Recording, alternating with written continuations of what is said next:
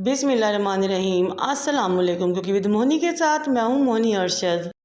अल्लाह ताला आप सबका हामी और नासिर हो। आज हम बनाएंगे बहुत ही मज़ा टेस्टी, बहुत ही ज़बरदस्त आलू कतली की रेसिपी कि जो लोग आलू नहीं खाना पसंद करते वो भी इस रेसिपी के बाद शौक़ से आलू खाएंगे इंशाल्लाह। चलिए इस मज़ेदार सी रेसिपी को स्टार्ट करते हैं। बिस्मिल्लाहिर्रहमानिर्रहीम। मैंने 750 ग्राम यानी कि 3 पाव आलू लिए, उनको छील लिया और आलू को इस तरह गोल स्लाइस या कतलों में काट लिया। 3 से 4 मरतबा धोया ताकि इनका स्टार्च निकल जाए और फिर इनको ठंडे पानी में डिप करके रख दिया। फिर मैंने 5 से 6 कलियाँ लहसुन की ली, फिर 4 कश्मीरी लाल मिर्चें जो कि बड़े साइज़ की होती हैं वो ली और इनको थोड़ी देर के लिए पानी में भिगो दिया ताकि ये नरम हो जाए। अब इन दोनों चीज़ों का हमने एक फ़ाइन पेस्ट रेडी कर लेना है। दूसरी तरफ एक बर्तन को चूल्हे पर रखा, उसमें आधे कप के राउंड ऑयल शामिल किया।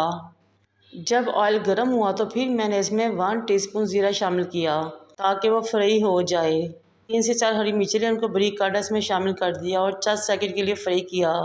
ये बहुत ही आसान, टेस्टी, बहुत ही कम मसालों में रेसिपी रेडी होती है।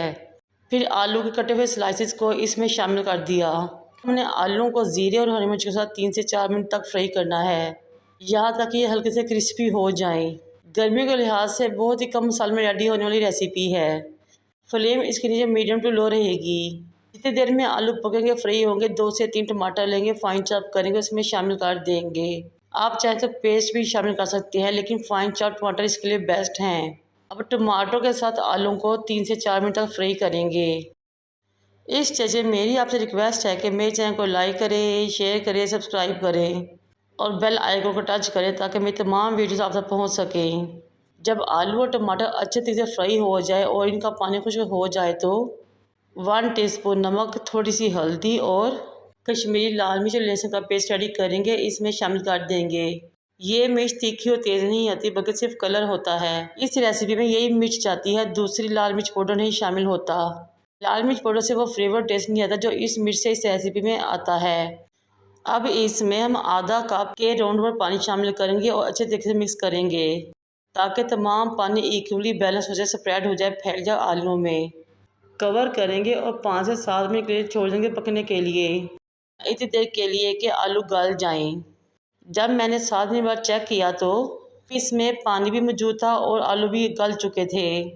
बहुत ही कमाल की खुशबू आ रही थी।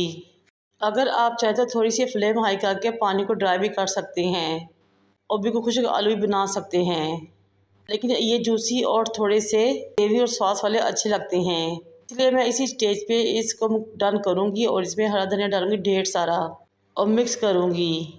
और ये लीजिए ना, हमारे बहुत ही मतलब टेस्टी से स्पाइसी कतली वाले आलू रेडी हो चुके हैं। इस मज़ेदार सी रेसिपी को अब हम डिश आउट करेंगे और सर्व करेंगे। नाश्ते में पराठे के साथ इंजॉय कीजिए, या फिर लंच में रोटी के साथ, या फिर डिनर में। जब इस तेज़ गर्मी में बहुत ज़्यादा देर के लिए किचन में खड़े होने को जी ना चाहे, क्विक रेसिपी को बनाएं और एंजॉय करें।